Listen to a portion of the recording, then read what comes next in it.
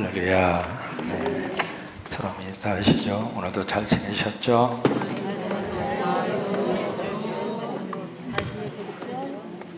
하도 더우니까 태풍이 하나 올라온다고 그래서 얼마나 반가웠는지.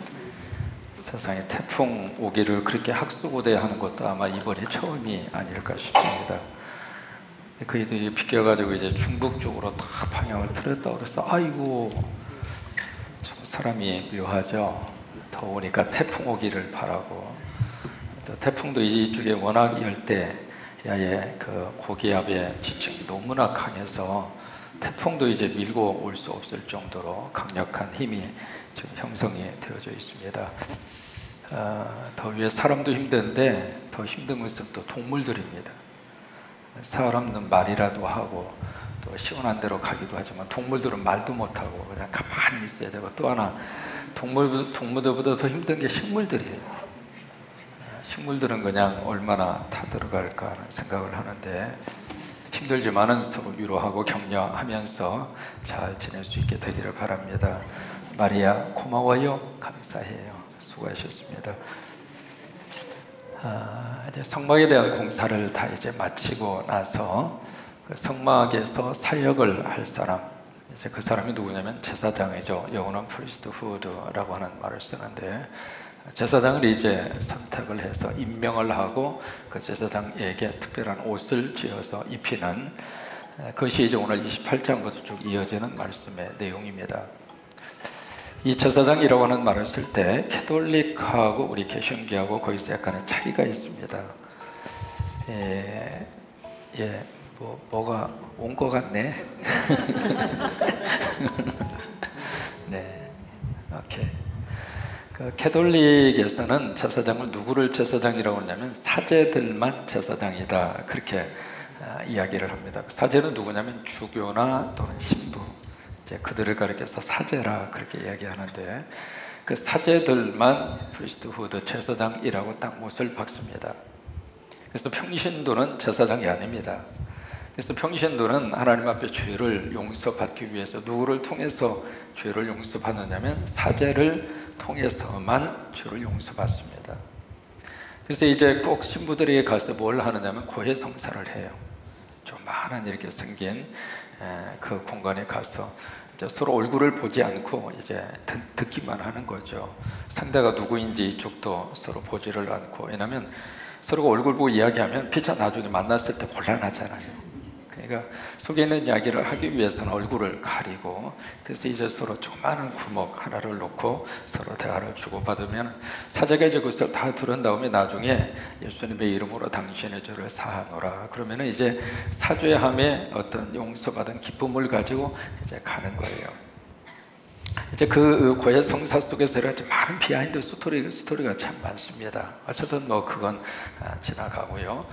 아무튼 그 사제들만 제사장이다. 그래서 특별한 제사장의 직분은 그들에게만 주었다, 그렇게 캐톨릭에서는 이해를 하는데, 우리 개신교에서는 그렇게 이해하지 않습니다. 목사만 제사장이다, 그렇게 이야기하지 않아요.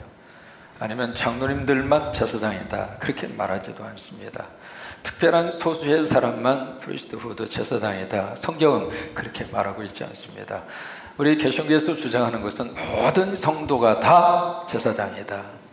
이게 성서적인 제사장의 중요한 이유입니다.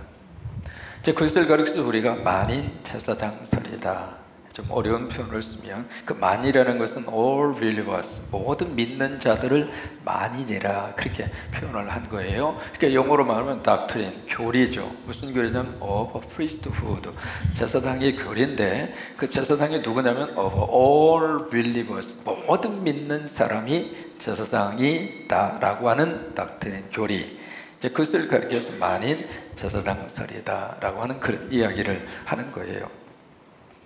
우리가 그 근거를 어디서 찾을 수 있느냐면 베드로전서 2장 5절에서 5절 이하의 말씀에서 우리가 그 근거를 찾을 수 있습니다.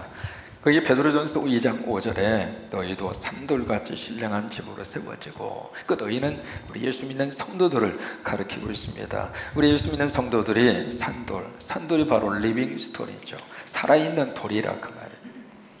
여러분, 그 살아있는 돌이 누구인가? 베드로전서 2장 4절에 보시면 예수님이 리빙스톤이에요. 살아있는 돌이라 그 말이에요.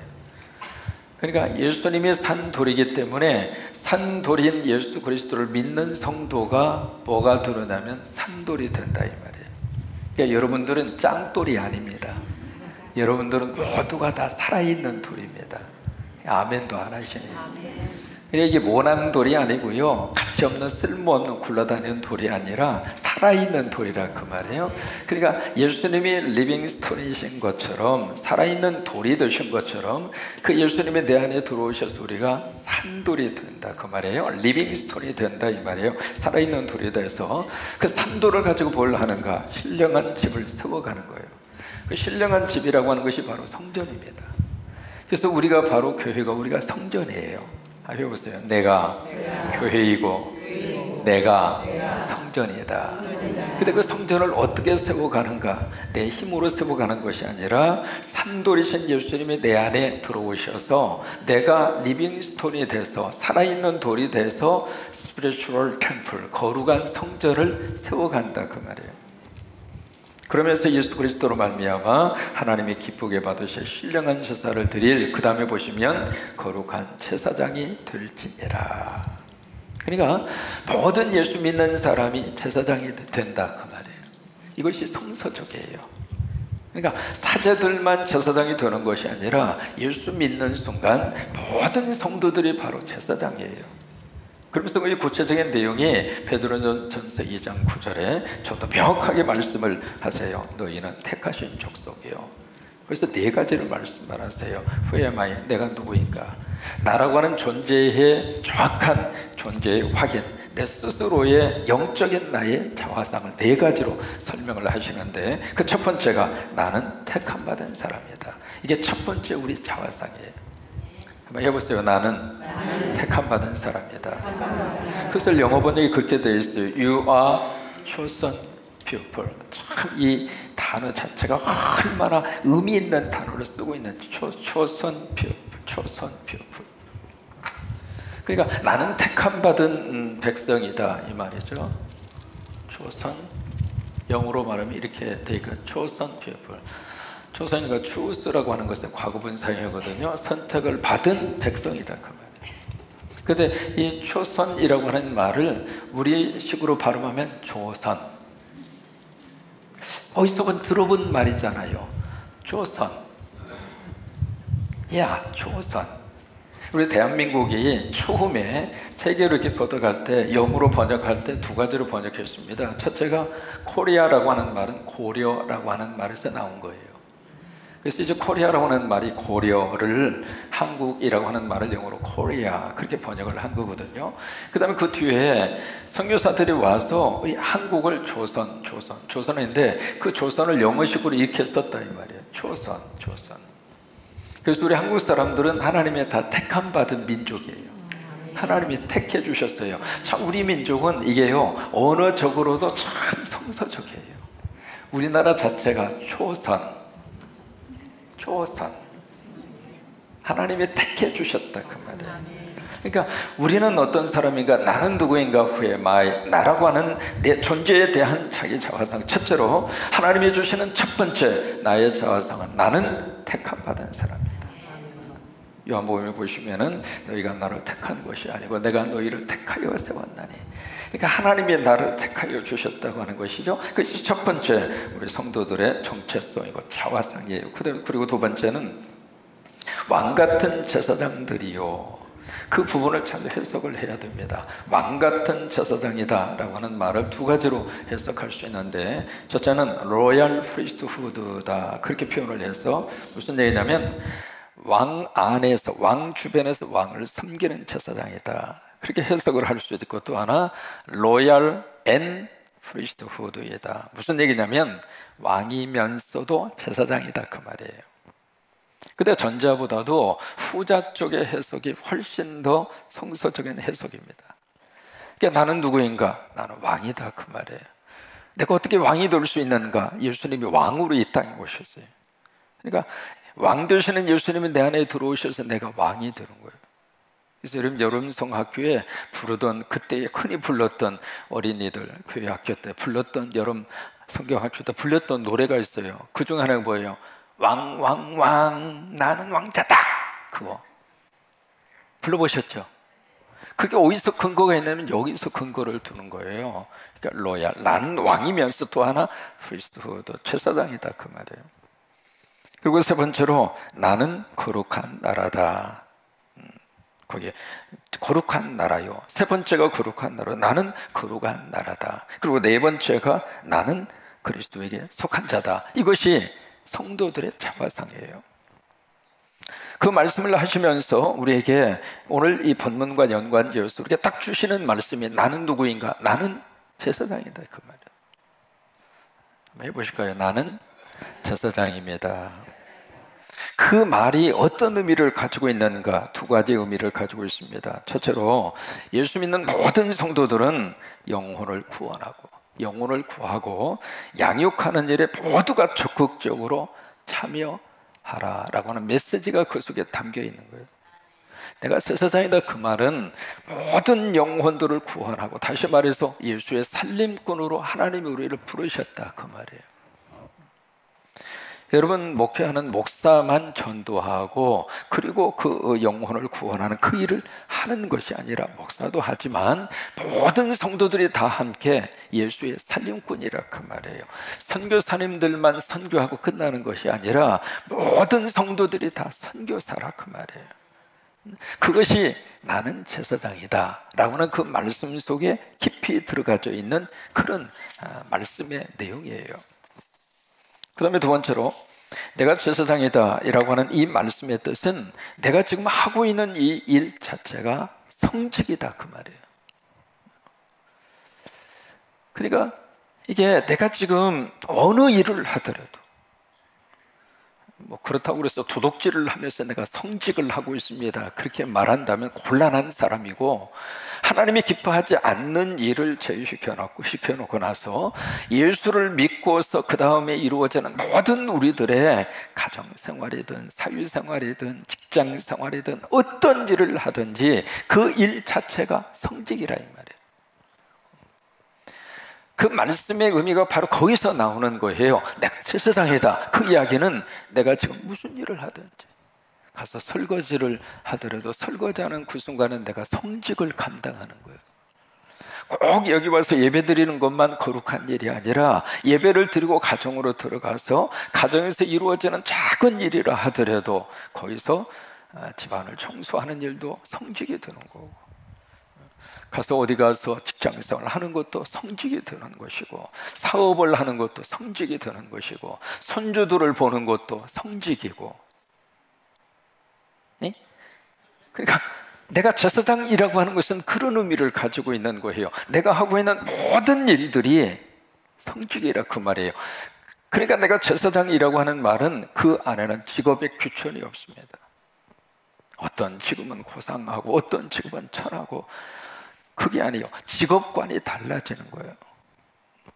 그러니까 이게 개신교가 들어간 나라는요, 모두가 다 산업이 다 일어났습니다. 왜 그랬을 것 같아요? 자기가 하는 일이 바로 하나님이 주신 성직이라는 거예요. 그러니까 그런 마음으로 열심으로 가서 일을 하고, 그리고 그 직업에서 어떤 자긍심을 느끼고, 그 안에서 무한 하나님이 나에게 이 일을 맡기셨다라고 하는 직업에 대한 자부심이 하늘을 찌르는 거죠. 그러니까 개신교가 들어간 나라는 모두가 다 자본주의가 그렇게 발달이 된 거예요. 그 이유가 바로 여기에 있는 거예요. 여러분, 어떤 일을 하시든지 그 일 자체가 하나님이 주신 성직이라고 믿으면서 성직의 사명으로 일을 하셨으면 좋겠어요. 가서 농사를 지어도 그게 바로 성직이에요. 그것이 나는 제사장이다 라고 하는 그런 의미에서 우리가 바라다 보는 그런 모습인데, 특별히 보세요. 성경에 골로새서 3장 22절 23절을 보시면 하나님이 그렇게 말씀하세요. 종들아, 지금 노예들에게 하는 말입니다. 우리 사회에는 그 슬레이브, 이 노예 개념이 잘 없잖아요. 근데 그 당시에는 노예들이 그렇게 많았어요. 과부도 많고 노예도 많고. 과부가 많을 수밖에 없는 이유가 두 가지가 있어요. 첫째는 전쟁이 그렇게 많았어요. 그래서 전쟁이 일어나서 남자들이 그냥 떼죽음을 당한 거예요.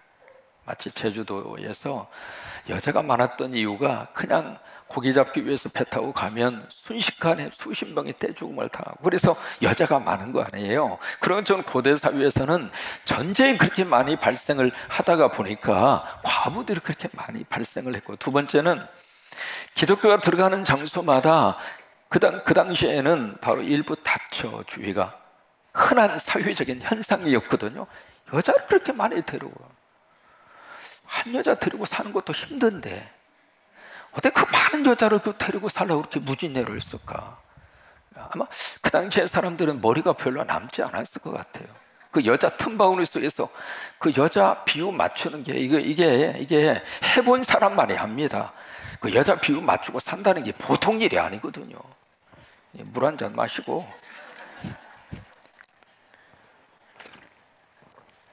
근데 그 당시에는 일부 다처주의가 사회적인 현상이어서 그렇게 이제 생활을 하다가 예수 믿고 나서 보니까 이게 성서적이 아닌 거야. 한 남자와 한 여자와만 살라고 하는 것이 하나님의 뜻이구나. 이게 말씀을 딱 받고 나서 결단을 하는 거예요. 그래서 이제 쭉 세워놓고 내가 어느 여자를 데리고 살까 그러다 결단하고 한 여자하고만 타고 나머지 여자한테는 미안하지만 가라. 내가 이제 하나님 말씀대로 살고 싶다. 그렇게 하다 보니까 갑자기 과부가 그렇게 늘어난 거예요.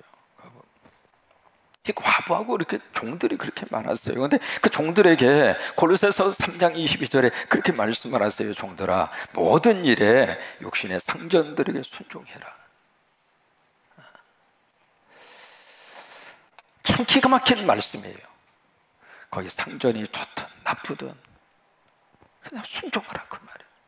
여러분, 성질 좋은 상전들만 있겠어요? 요즘처럼 갑질하는 상전들이 얼마나 많았겠습니까? 그래도 그 상전에게 순종해라. 사람을 기쁘게 하는 자와 같이 눈가림만 하지 말고 오직 주를 두려워하여 성실한 마음으로 해라. 무슨 일을 하든지 마음을 다하여 주께 하듯 하고 사람에게 하듯 하지 말아라. 왜 그랬을까? 그게 성직이니까.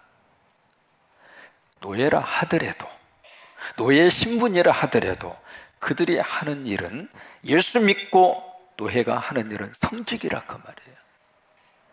그 정도로 이렇게 달라진 거예요.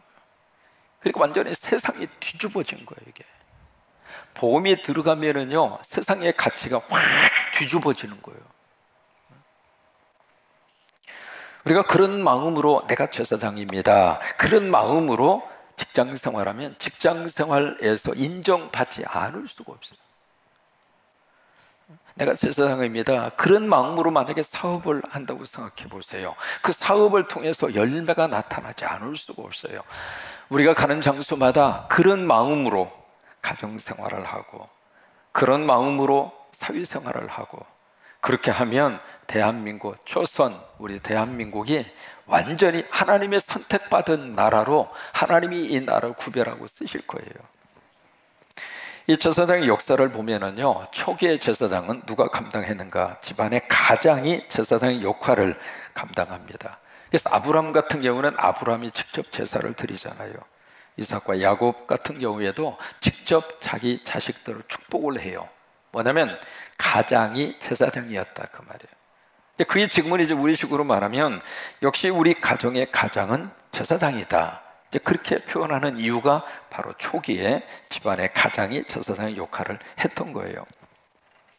그 가장의 제사장은 누구인가? 남자예요. 그렇죠? 남자가 그 제사장의 역할을 감당을 한 거예요. 그 이야기는 남자가 살면 세상이 산다 그 말이에요. 남편이 살면 가정이 산다 그 말이에요. 여러분, 어떤 일이 있어도 남편을 살리셔야 돼요. 여자분들은 아멘 하셨으면 좋겠어요. 절대로 기죽이지 마시고. 여자들이 앙칼진 목소리로 한번 대들면 남자들은 꼬리를 내립니다.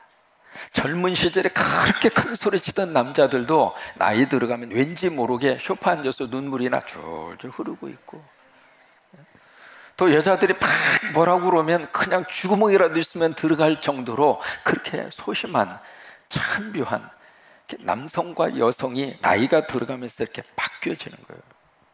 그래서 여러분, 남자들의 길을 살려주셔야 돼요. 미국에서 무슨 운동이 있느냐면 Promise Keeper라고 하는 운동이 있습니다. Promise Keeper. Promise라고 하는 것은 약속이고 Keeper라고 하는 것은 지킨다라고 하는 뜻이에요.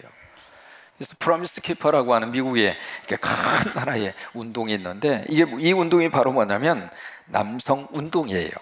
남성들을 중심으로 해서 이루어지는 운동, Promise Keeper라고 하는 운동이 있는데 윤리와 도덕을 지키고 신앙인의 양심을 지키고 가장의 권위를 회복하자. 이게 남자들 살리기 위한 운동이에요.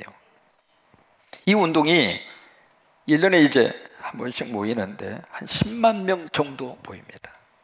그래서 이 남성들이 길거리를 행진하면서 프라미스 키퍼 운동을 해요. 지금 우리 한국 사회 안에서도 남자를 살리기 위한 운동이 필요해요. 어깨가 쭉 쳐져서 그냥 눈치나 실실 보고 때가 됐는데 밥 안 주면 밥 안 주나, 그리고 입이 이만큼이나 나와 있고, 왠지 모르게 남성들의 얼굴이 우울해 있는, 우리 교회는 좀 덜한 것 같아요. 덜하다고 내가 믿고 싶은 거예요. 이 남성들이 좀 살아나야 되는데 왜? 제사장이에요. 제사장. 그 다음에 그 제사장이 가장에서 이제 뭘로 넘어왔느냐면 바로 장자에게 넘어옵니다. 그래서 큰아들이 그 제사장의 역할을 해요. 그래서 아론이 제사장이 되잖아요. 그 다음에 아론의 아들들이 제사장이 돼요. 그래서 오늘 여기 이렇게 28장에서도 1절에 보시면 아들들의 이름이 쭉 나오는 거예요. 그러다가 그 다음에 뭘로 바뀌어지는가? 이제는 지파, 12지파 가운데 레위 지파를 아예 제사장으로 딱 몫을 떼어서 너희들은 제사장 역할만 해라, 그예요. 그래서 제사장이 뭘 하는가? 두 가지를 한 거예요. 첫째, 신앙생활에 책임을 졌고, 두 번째, 제사장이 교육에 대한 책임을 진 겁니다. 그래서 11지파가 열심으로 이 한 지파를 먹여 살린 거예요. 그래서 이 한 지파는 다른 거 하지 말고 오직 하나님의 말씀과 그리고 미래의 후학들을 위한 양육하는 책임을 진 교육만 책임져라. 여러분, 여기서 유태인들이 세계적인 인물이 여기서 나온 거예요.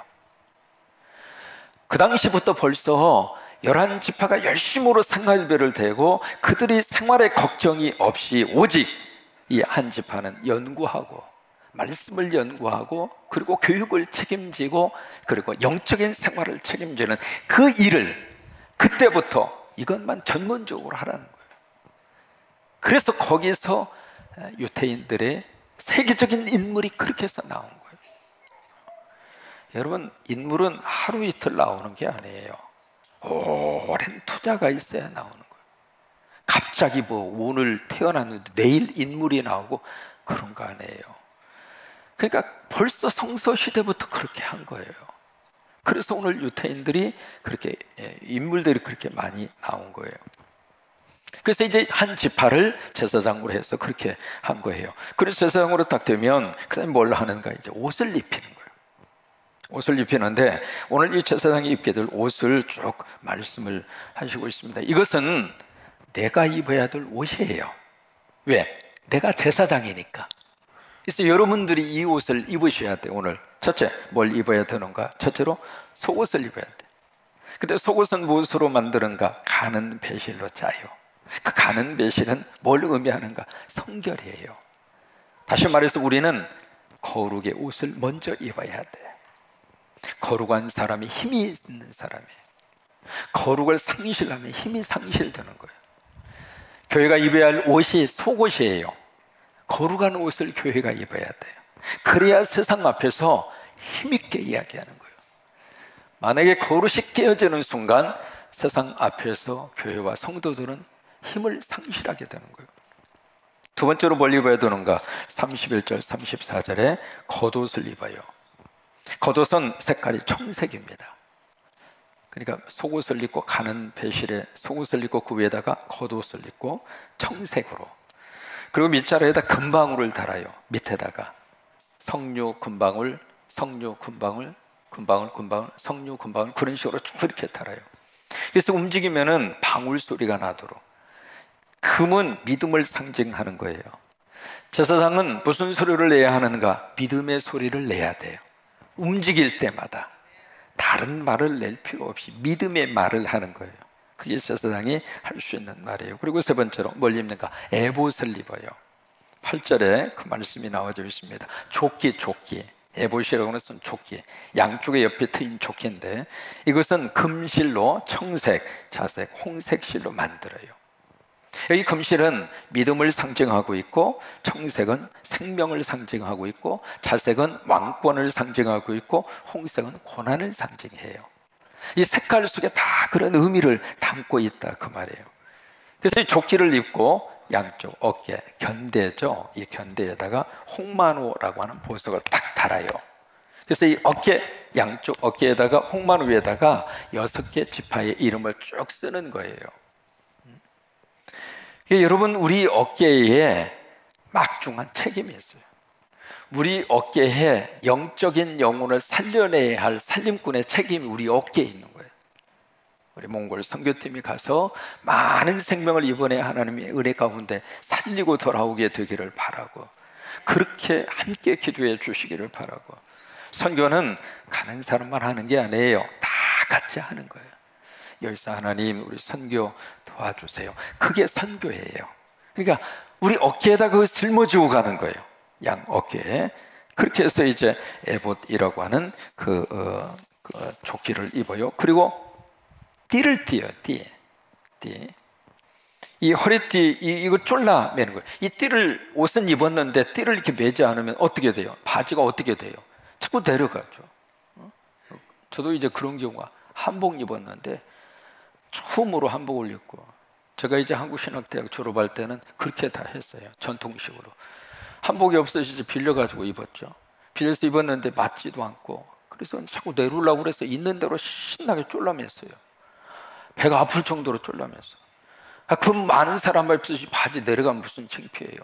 그래서 열심히 신나게 졸라매고 막, 그때 막 오신 분들하고 같이 사진 쭉 막 돌아다니다 보니까 권사님들이 갑자기 막 우하고 달려들게, 무슨 상황인가 싶어서 봤더니 왜 그래요? 그랬더니 쭉 이렇게 방패처럼 이렇게 쭉 둘러쓰더니 이렇게 해서 봤더니 세상에 바지가 땅에 키스하고 계셔.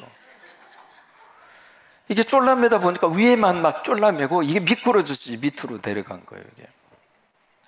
그때 아주 지금 생각해도 아주 식은땀이 날 정도로. 이게 허리띠잖아요. 허리띠. 그 다음에 이제 뭘 하는, 모자를 씁니다. 모자. 그 모자 앞에 글씨가 써져 있습니다. 뭐냐면 여호와께 성결, 여호와께 Holy to the Lord, Holy to the Lord, 주님에게 성결이라고 하는. 무슨 얘기냐면 여기에 써져 있는 글씨를 본인도 보고 남도 보라 그 말이에요. 제사장은 하나님 앞에 거룩한 자다 이 말이에요. 거룩한 자다. 이것이 제사장이 입는 옷이에요. 정리합니다. 누가 제사장일까? 예수 믿는 저와 여러분이 제사장이에요. 제사장이라고 하는 말의 뜻이 무엇을 가지고 있는가? 첫째로 내가 영혼을 살려내야 할 살림꾼의 사명. 두 번째, 제사장이라고 하는 것은 내가 하는 모든 일들이 하나님이 주신 거룩한 성직이라고 하는 것. 그것이 제사장이라고 하는 말씀이 가지고 있는 중요한 의미이고, 또 그래서 제사장이 입는 옷, 여기에 속옷부터 시작을 해서 마지막 모자 이르기까지. 그래, 우리는 무슨 옷을 입고 사는 사람인가? 예수의 옷을 입은 사람들. 세상의 옷이 아니라 예수님의 옷으로, 성령의 옷으로 우리를 다 입히셔서, 그래서 하나님 앞에 나와서 기도하고 찬양하고 예배하고 그러는 거예요. 아버지 앞에 나올 때마다 그 옷을 입고 오는 거예요. 세상적인 옷이 아니에요. 여러분, 우리 모두가 제사장의 아름다운 축복과 은혜가 넘치기를 주의 이름으로 축원합니다.